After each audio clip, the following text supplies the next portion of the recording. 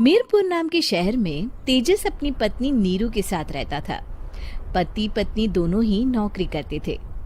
एक दिन तेजस गांव अपनी माँ के पास फोन करता है। हेलो, प्रणाम माँ।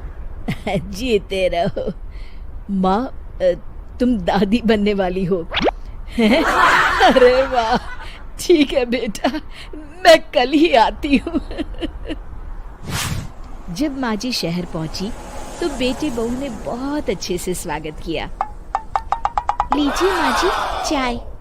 अरे गर्मा गर्म पकोड़े ले आओ माँ के लिए।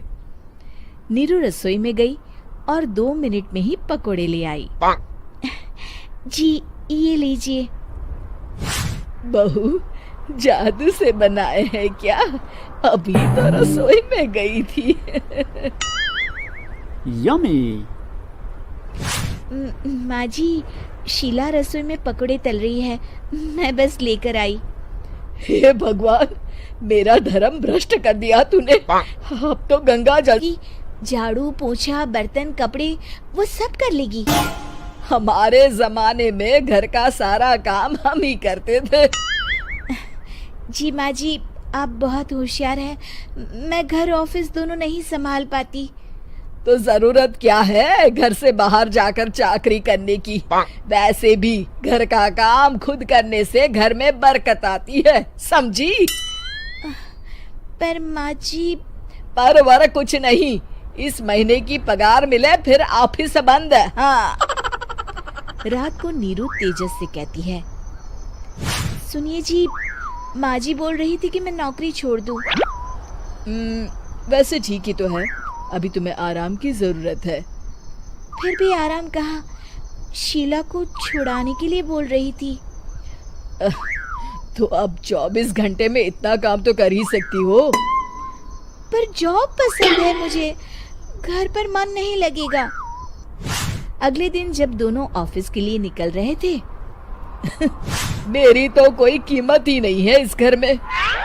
माँ जी, आजकल महंगाई बहुत है, रहन सहन भी बदल गया है, दोनों नौकरी करते हैं तभी ठीक रहता है। अच्छा, तू कहना क्या चाहती है? मेरा बेटा तुझे बिठा के खिला नहीं सकता? तू ही इस घर का खर्च चला रही है। एक से परेशान हो गया था।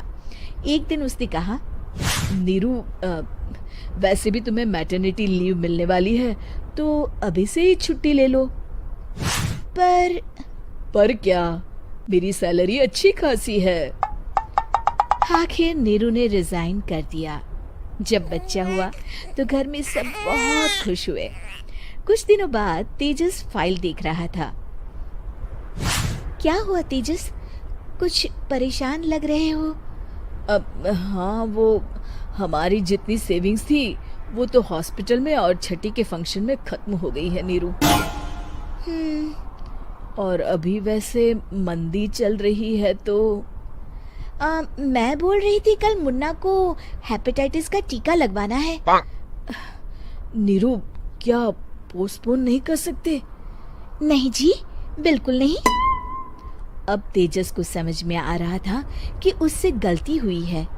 पैसों की कमी का असर घर के माहौल पर भी पड़ रहा था। अगले दिन, बेटा मेरा चश्मा और ये दवाइयाँ ले आना, पर्चा देते हुए माँ जी ने कहा। जी। तेजस, मुन्ना के लिए दूध का डिब्बा और डायपर भी ले आना, और ये किराने के सामान की लिस्ट है, इसे भी लाना है। तेजस गुस्से में लिस्ट मरोड़कर फेंकता है और चिल्लाता है, पैसे क्या पेड़ पर उगते हैं? ये ले आना, वो ले आना। अरे पर ये जरूरत का सामान ही है। वो गुस्से में बिना कुछ कहे ऑफिस चला गया।